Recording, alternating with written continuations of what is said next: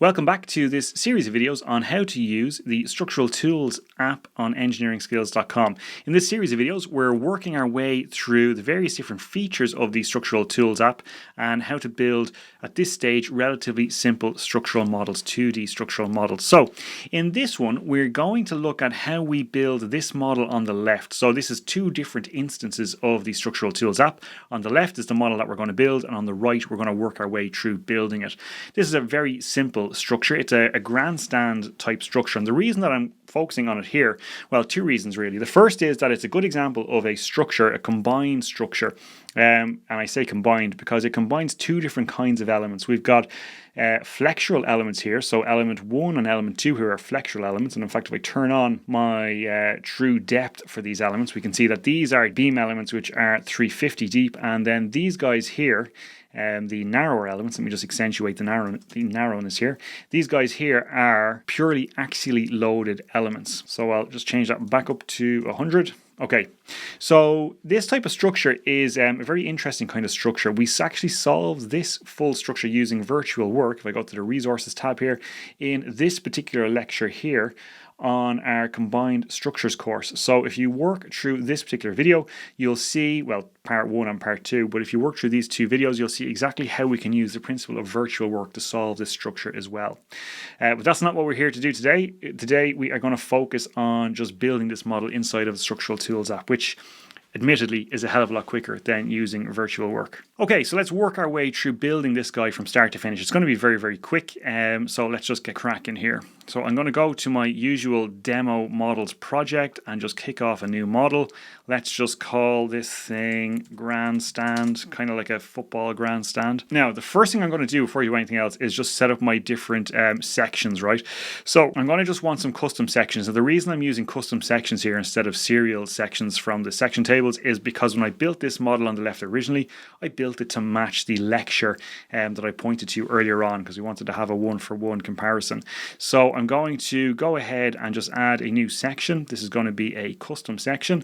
I'm going to call it beam, and I'm just going to provide the material properties, or the section properties I should say, that I used in that very original virtual work example. So the area was 100 centimeters squared. The I value for the beam was 25,000 centimeters to the power of 4. The height, that doesn't matter really, that's just for visual purposes in the 2D canvas, so I'll just set that. We'll get rid of the default section, we don't need that. Now we want our tie section, our section for our axially loaded members. Again, we'll just call that tie post because some of them are in compression and some are in tension. Area for those sections is again 100. These aren't realistic values. Really, they're just values that I originally used when I wrote that original example, and so we'll set that to be 100 depth as well. Okay, right, so those are our two cross sections. We want a material with a Young's modulus, steel with a Young's modulus of 200 gigapascals. We won't worry about load cases combinations. We've covered load cases and combinations in the previous video, so we'll just leave it with a default dead load case. All right, so let's set up our structure here. We want some nodes first, right? So we want a node at 0, 0. We want another node 6 meters up. So 1, 2, 3, 4, 5, 6. And we want another one 6 meters out. So that's going to be that guy there. All right, we want a beam flexural member between, in fact, before I add the flexural members, let's finish adding the nodes. So I want one out here and one out here. Now we can add our flexural members first. So I'm just going to click from here to here, and we get a default frame member, which is what we want. It's the wrong section type though, so we want it to be a beam. Let's turn this on so we can see exactly what we're building. And we want one from here to here, and again we want to change that to a beam. Now we want our tie members, our tie and post members. So I'll just add one from here to here, and it needs to be a truss style member. And we'll add another one from here to here, here to here, here to here, and here down to here. Now they all want to be truss members. And if I turn back on our line view, we can see it a little bit more clearly. All right, now we want some supports. Now this whole thing cantilevers out from this node here. So I'm going to change that to support, and I'm going to add a built-in support. Okay, excellent. Now we just want to add our loading. We want a distributed load of 50 kilonewtons per meter. Fairly simple loading here. So dead load case on member 2. Let's make that minus 50, minus 50, and there we have it. So that is our model built. Now all we have to do is solve it. Now I'll save it and hit solve. Okay, excellent. So we have our structure solved, and again we have all of the usual results. So I don't propose to spend too much time interrogating this. I just wanted to show you an example of building a combined structure, and it's also a good example because if you're really interested, you can go and link over to a virtual work example of solving this structure. So if you want to really dig into virtual work, this is a great one to start working on. All right, so let me just cycle down through these results pretty quickly, right? So we'll turn off our applied loads. Of course, we have the usual deflected shape, and we're highlighting the maximum deflection as well, or the node with the maximum deflection. Let's look at some axial forces. So we have axial forces in the flexural members and the axially loaded members. So let's turn on our heat map. So it gives us a much clearer immediate picture of the magnitudes of the forces. We can turn off our reactions. We don't need to see those anymore. Turn off our axial loads. Let's look at our bending moments. Again, if you look at how we did this when we were looking at, when we did it with virtual work, you'll see that the values are very, very close to what we got when we did a virtual work analysis. And let's look at our shear force as well. Okay, excellent.